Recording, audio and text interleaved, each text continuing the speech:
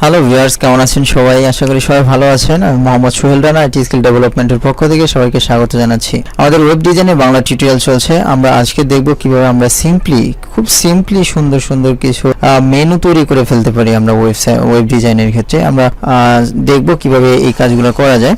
তো চলুন দেখছি। তো এটা হচ্ছে আমাদের পেজটাকে আমরা ব্রাউজার ওপেন করে নিয়েছি, আর আমাদের যে পেজটা আছে পেজটাকে আমরা এখানে এডিটরে ওপেন করে নিয়েছি। আমাদের ফোল্ডার তো আছে এখানে, আমাদের এখানে সব জিনিসপত্রগুলো আছে। তো আজকে আমরা দেখব কিভাবে সিম্পলি আমরা গত টিউটোরিয়াল আমরা দেখেছিলাম কিভাবে লিস্ট তৈরি করা যায়। আমরা এই লিস্টের মাধ্যমেই অর্ডার লিস্ট বা আনঅর্ডার লিস্ট যে কোনো একটা লিস্টের মাধ্যমে কিভাবে সুন্দর একটা মেনু তৈরি করে ফেলতে পারি, এই কাজটা আজকে দেখবো আমরা। এই কাজটা করার জন্য প্রথমে যে কাজটা করতে হবে সেটা হচ্ছে অর্ডার লিস্ট বা আনঅর্ডার লিস্ট একটা নিয়ে নিব। আমরা আনঅর্ডার লিস্ট নিয়ে নিচ্ছি। আমরা এখানে একটা আনঅর্ডার লিস্ট নিয়ে নিব। আমরা নিয়ে নিচ্ছি আনঅর্ডার লিস্টের ভিতরে থাকবে হচ্ছে এলআই এর ভিতরে আমরা আমাদের যে লিস্টের যে অপশনগুলো থাকবে অপশনগুলো দিয়ে দিব। তো আমি এর ফাঁকে একটা কথা বলে নিচ্ছি যে আমরা যখন লিস্ট তৈরি করি, লিস্ট তৈরি করার পরবর্তীতে কিন্তু আমরা সাধারণত দেখি যে যখন কোনো ওয়েবসাইটে আমরা যাই সেটা কিন্তু আমরা দেখি যে প্রত্যেকটা লিস্টে যে আইটেমগুলো থাকে আইটেমগুলো কিন্তু এখান থেকে আমরা কিন্তু এক পেজ থেকে আরেক পেজে মুভ করতে পারি। অর্থাৎ প্রত্যেকটা লিস্টে কিন্তু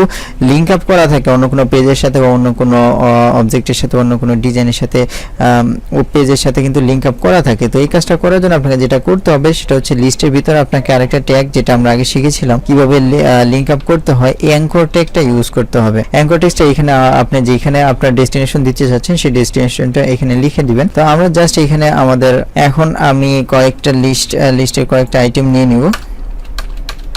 সাপোজ যদি আমরা একটা বইয়ের লিস্ট করতে চাই, সাপোজ প্রথমে আমরা হোম রাখছি, দেন হচ্ছে অ্যাবাউট আস, জাস্ট আমি কিছু কন্টেন্ট এখানে দিয়ে দিচ্ছি। অ্যাবাউট আসও লিখছি না, জাস্ট অ্যাবাউট লিখছি। দেন হচ্ছে কন্ট্যাক্ট লিখছি। জাস্ট আমি কিছু অপশন এখানে দিয়ে দিচ্ছি। জাস্ট এখানে আমরা দিয়ে দিলাম কিবোর্ড। আপনাদের যখন যে জিনিস দরকার হয় তখন ওগুলো দিয়ে আপনারা কাজ করবেন। জাস্ট আমি এখানে জাস্ট কিছু অপশন দিয়ে কিভাবে করতে হয় সেটা দেখাচ্ছি। কিবোর্ড, মাউস, দেন হচ্ছে মনিটর, দেন এখানে দিয়ে দিতে পারি প্রিন্টার, দেন এখানে দিয়ে দিতে পারি স্ক্যানার, ওকে। দেন এখানে দিয়ে দিতে পারি ক্যালকুলেটর, ওকে। দেন এখানে দিয়ে দিতে পারি পাওয়ার সাপ্লাই, ওকে। পাওয়ার দিয়ে দিচ্ছি। জাস্ট আমি কিছু অবজেক্ট এখানে কিছু অবজেক্টের লিস্ট এখানে করে নিলাম। আপনারা কিন্তু চাইলে আপনাদের ইচ্ছা মতো বা যখন যেটা দরকার সেটা আপনারা করে নিতে পারেন খুব ইজিলি। তো আমরা যদি রিফ্রেশ করি দেখবো যে আমাদের এখানে কিন্তু লিস্ট চলে আসছে। অনেক সময় কিন্তু আমরা এরকম লিস্টের মতো করেও কিন্তু আমরা মেনু তৈরি করি। সেক্ষেত্রে আমরা লেফটে অথবা রাইটে যদি কোনো স্ক্রলার বা এই ধরনের সাব মেনু তৈরি করি সেক্ষেত্রে কিন্তু এগুলো লেফটে বা রাইট আপনি চাইলে ইজিলি রাখতে পারেন। সেখানে আপনাকে বেশি কাজ করতে হবে না, জাস্ট এখান থেকে এই জিনিসগুলো তুলে দিলে হবে। আরেকটা জিনিস যেটা খেয়াল করার মতো সেটা হচ্ছে যে এখানে আসার পরে দেখবেন যে এখানে কিন্তু আমরা প্রত্যেকটাকে লিঙ্ক আপ করেছি এবং প্রত্যেকটা যখনই যেটার উপরে আমরা আমাদের মাউস ওভার করছি এটা কিন্তু আমাদের সাইনটা কিন্তু আমাদের মাউসের সাইনটা কিন্তু চেঞ্জ হয়ে যাচ্ছে।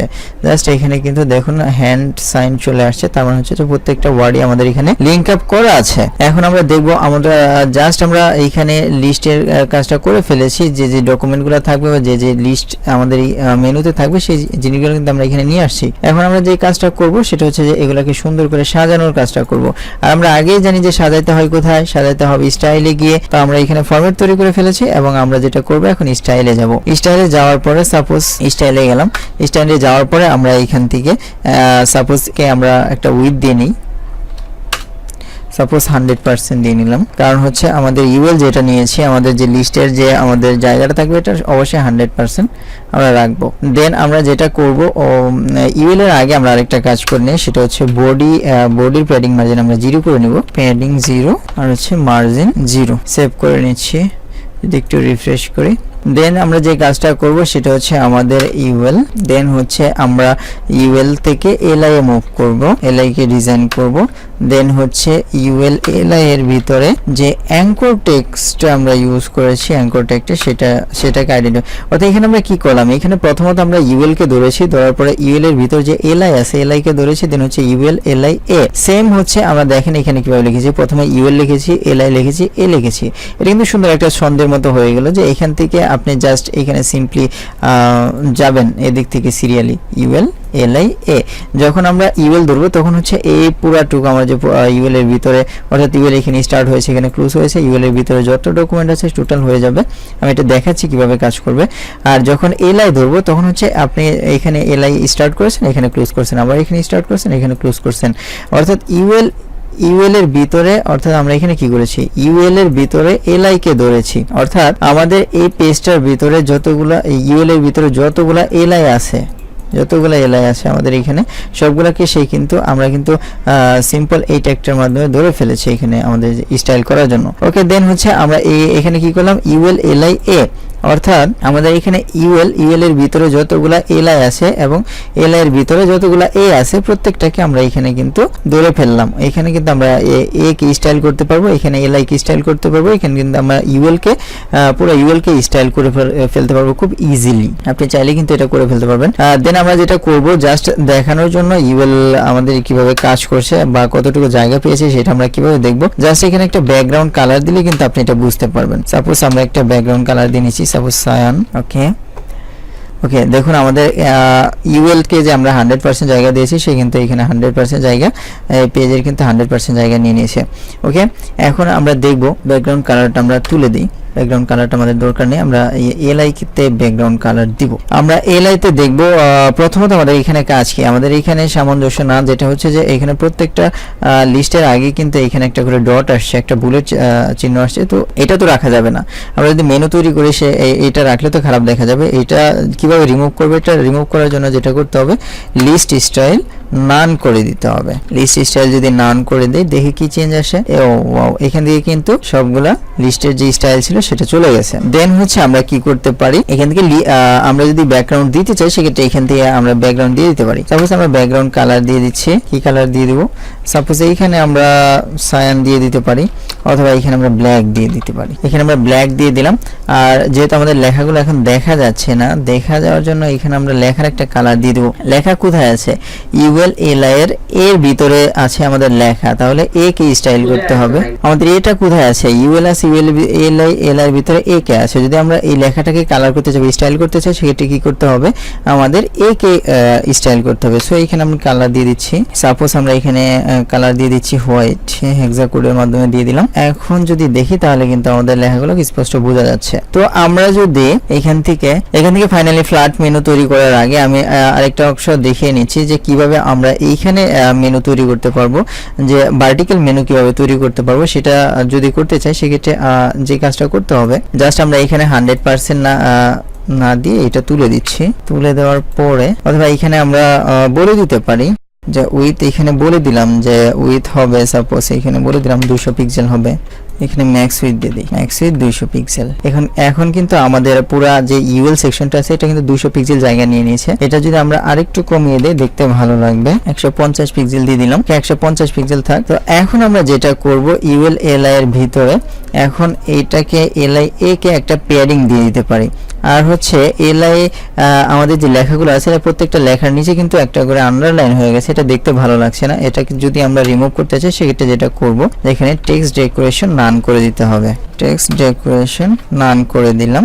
এখন কিন্তু টেক্সটগুলো দেখতে ভালো লাগবে। ওকে, এখন যেটা করব সেটা হচ্ছে আমরা লেখার টপ এবং অর্থাৎ লেখার প্রত্যেকটা আমাদের যে ওয়ার্ড আছে ওয়ার্ডের উপর এবং নিচে কিছু জায়গা নিয়ে নিব, অর্থাৎ প্যাডিং নিয়ে নিব। আমরা এগুলো আগেই শিখেছি, প্যাডিং কি, মার্জিন কি, কিভাবে নিতে হয়। ওকে, প্যাডিং, এই প্যাডিং গুলো আমরা যদি লিস্টে নিয়ে নিই সেক্ষেত্রে কাজ করবে।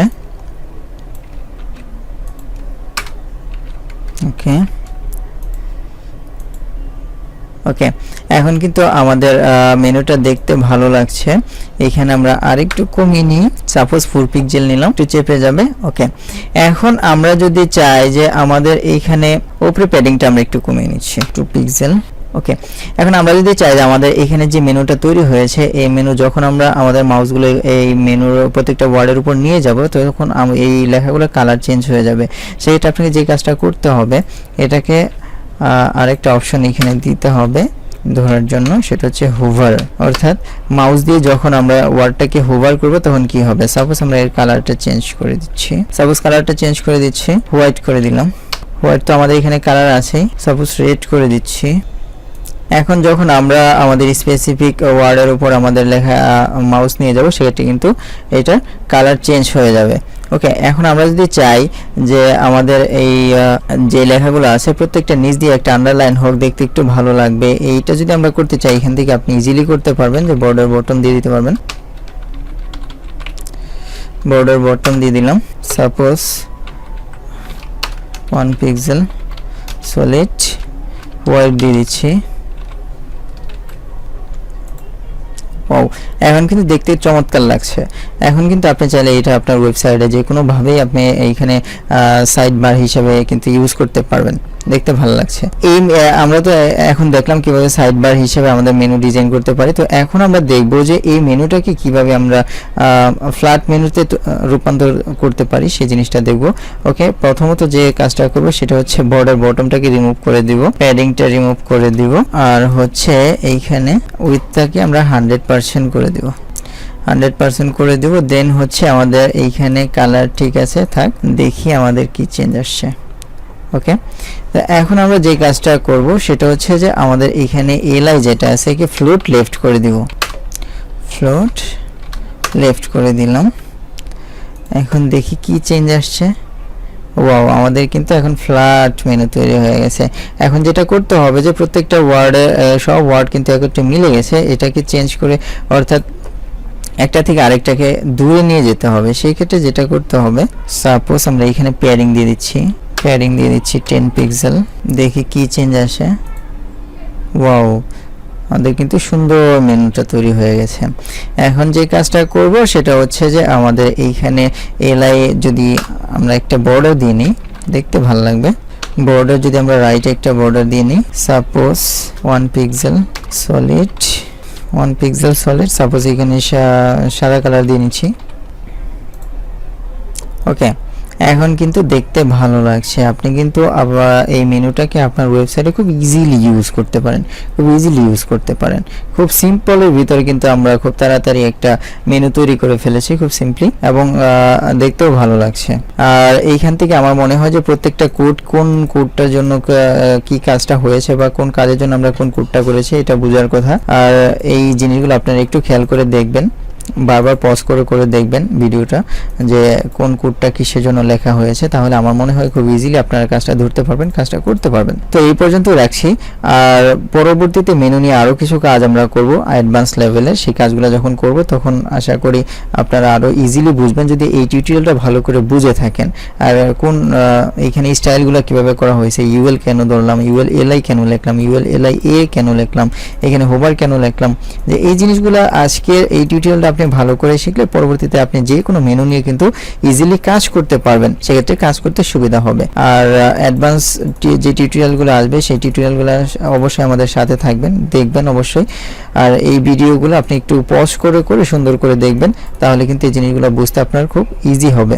ভালো থাকবেন সবাই, সুস্থ থাকবেন। আজ এই পর্যন্ত রাখছি, আল্লাহ হাফেজ।